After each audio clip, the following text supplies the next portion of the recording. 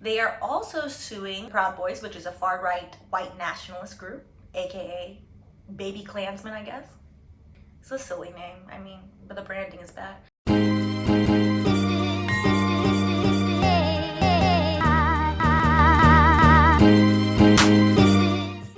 Welcome back to Wine and Chill, your home for all things legal shenanigans. I'm Stephanie, your friendly neighborhood lawyer. Well, not your lawyer, which brings me quickly to our disclaimer. By watching this video, you understand and acknowledge that this video is for entertainment purposes only, and you agree that you've read the full disclaimer down below in the description box. Well, hello. As you can see, I've gotten a new wine glass as Valentine's Day present. It's actually a wine tumbler. It keeps the wine cold, and since it's opaque, you can't see what's in it. Random fun fact, I love elephants, so this is great. I can hide from you what I'm drinking, and yeah. Y'all guessing what I'm drinking is one of my favorite things, by the way. Today, we are going to delve into a few new areas. Well, I guess one new area, because we have done politics. So we are going to delve into sports, which I love sports, so I'm really excited. Back into music, and then into politics, aka the insurrection. Interesting. Specifically, we are going to cover University of Pittsburgh athletes suing the NCAA. We are going to cover the H.E.R lawsuit, H.E.R as in the music artist, not her, the pronoun. And then lastly, the NAACP, lots of acronyms today, suing Donald Trump and Rudy Giuliani for a very specific KKK act. Yep, didn't think I'd be saying that on this channel. So let's start with the athletes. First and foremost, so the NCAA is supposed to be tasked with making sure that athletes are taken care of, not exploited. Well, child, we know that they fail that all the time. Two former football players from the University of Pittsburgh are suing the NCAA. They are suing them for specifically claims of negligence, fraudulent concealment, breach of contract, and unjust enrichment.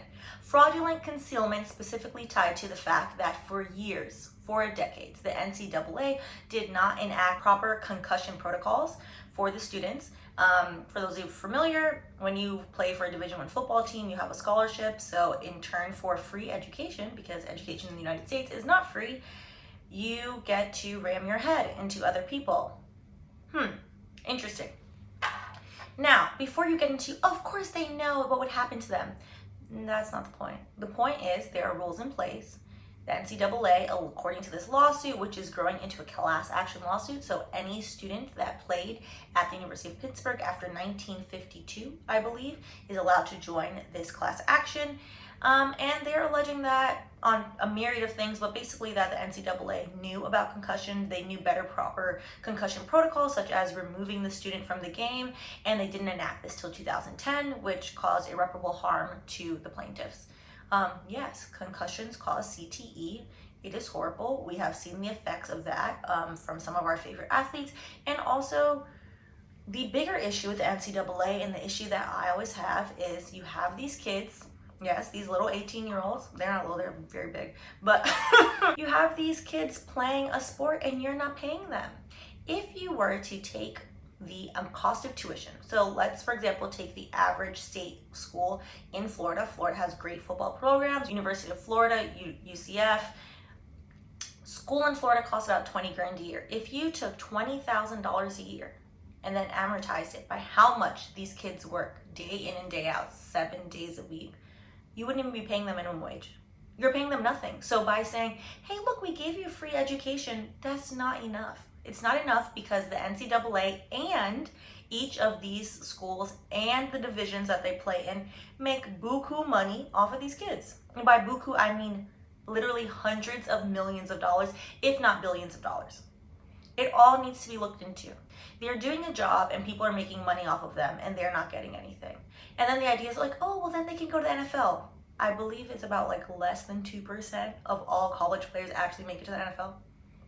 So what happens to these kids who now have permanent brain damage, have CTE issues, have all other types of issues? Who's taking care of them? Nobody. Send them out into the world with very little life skills, because most of the time they are not going to class. Like, let's be honest. The class checker comes, checks on them. They're leaving class, going to go practice because they want to get playtime, because we fed them the dream of making to the NFL, which is likely not happening for the majority of them.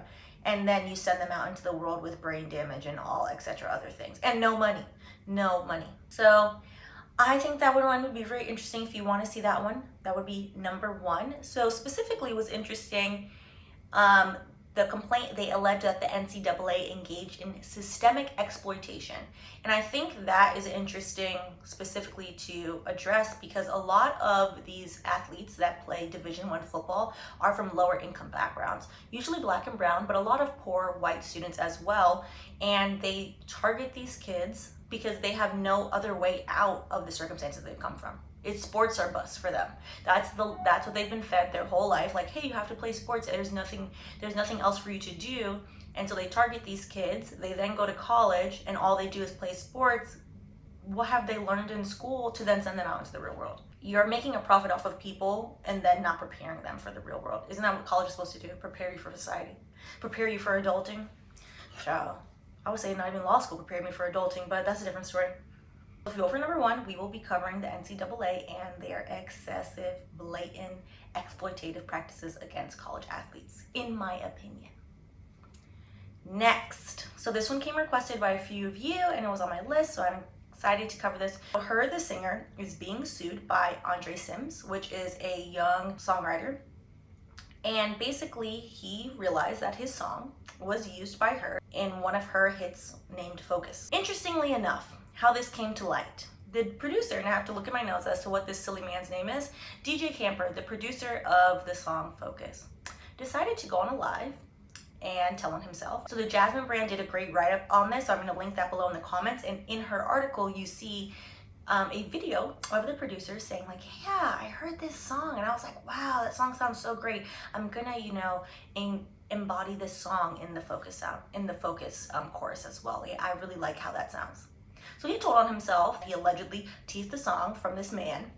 And the issue with this is simple copyright infringement, which is, hey, that's my copyright, you can't take it. They didn't ask permission, they didn't pay him, nothing. So of course, lawsuits, people don't all of a sudden become upset and say like, hey, give me your money, I'm suing you.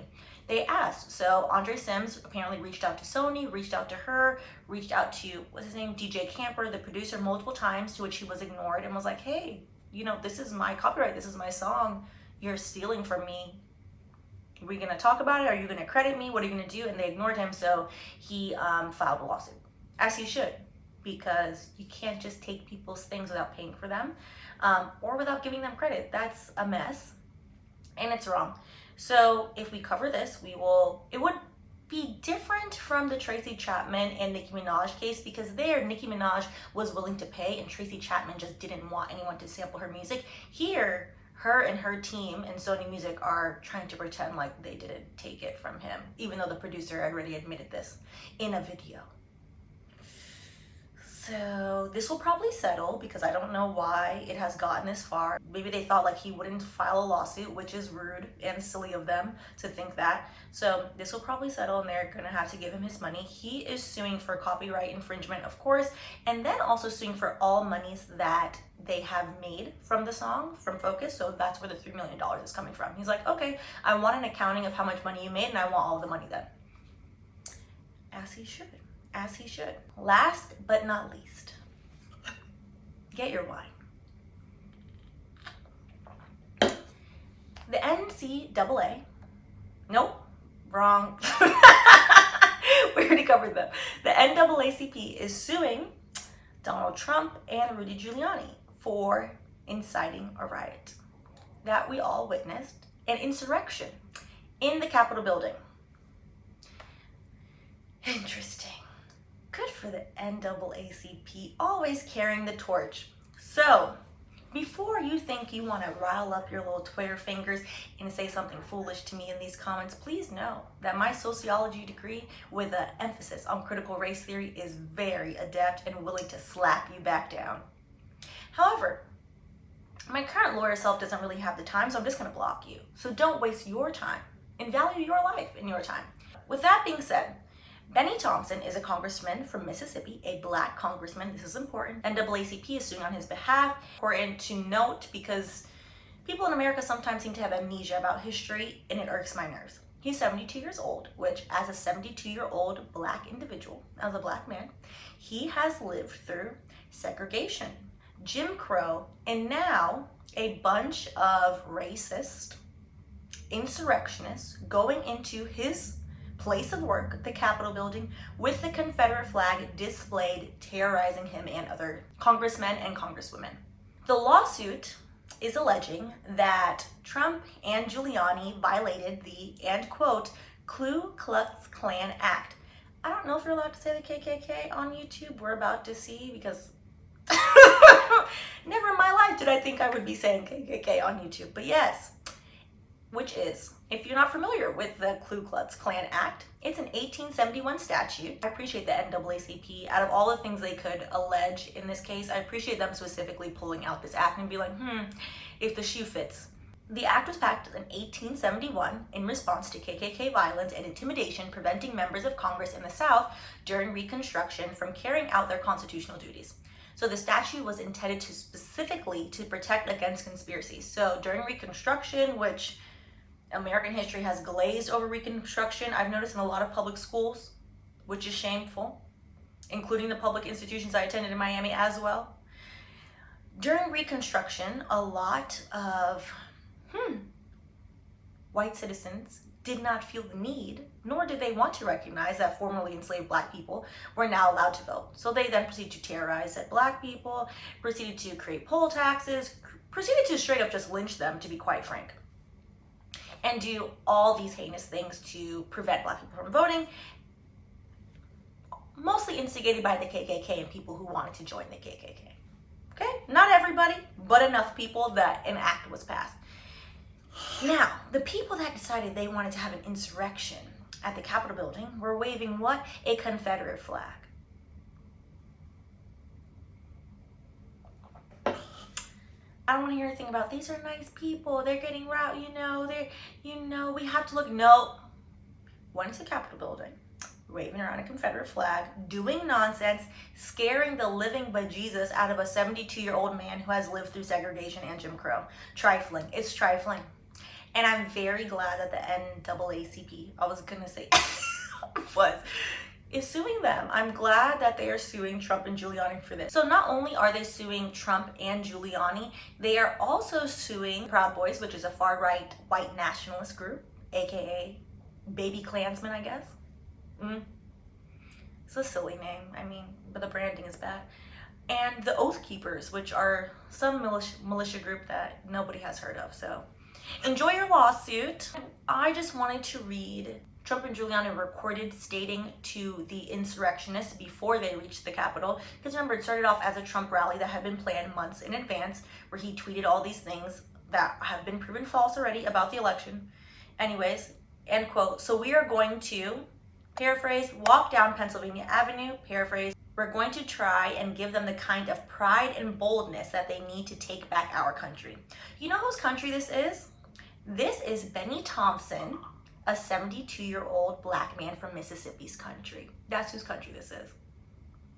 Representative Benny Thompson said, and quote, "This is me and hopefully others having our day in court to address the atrocities of January 6th. I trust the better judgment of the courts because obviously Republican members of the Senate could not do what the evidence overwhelmingly presented." The shade. So yes, I know sometimes we cover political things on this channel and then sometimes I renege and then I don't do the long form. If you vote on number 3, I promise I'll do it. Regarding Dominion, I'm waiting for Dominion to sue Trump, to be honest. I figured, they sued Sidney Powell, they sued Rudy Giuliani, the Trump lawsuit is coming, and that's the one I want to cover, so that's what I'm waiting on, because I know y'all are like, Stephanie, don't you owe us? I do. I'm honest. So this one, I think, would be very interesting because NAACP doesn't play, and I think he's completely right. You had this 72-year-old man crouching down, putting on a gas mask, being close to other people when he was already social distancing. So now you have then put him in fear of having COVID. For what? Because y'all couldn't accept the truth? That's bullshit. So I'm glad they're all getting sued. And I hope they write Representative Benny Thompson a big fat check. A big one. All right. This is growing on me. I kind of miss the stem, but it's nice. So on that note, you can vote for 1, 2, or 3. I forgot to do a funny one this week, sorry. So number 1 is going to be the NCAA. Well, it's going to be the University of Pittsburgh athletes versus the NCAA. Number 2 is going to be H.E.R versus Andre Sims. And then number 3 is going to be the NAACP versus Trump, Giuliani, and some racists. Which, you know, racists could apply to other ones too, but we're not going to get into that. As usual, vote down below and let me know, and then we'll do the long form. Thanks for tuning in.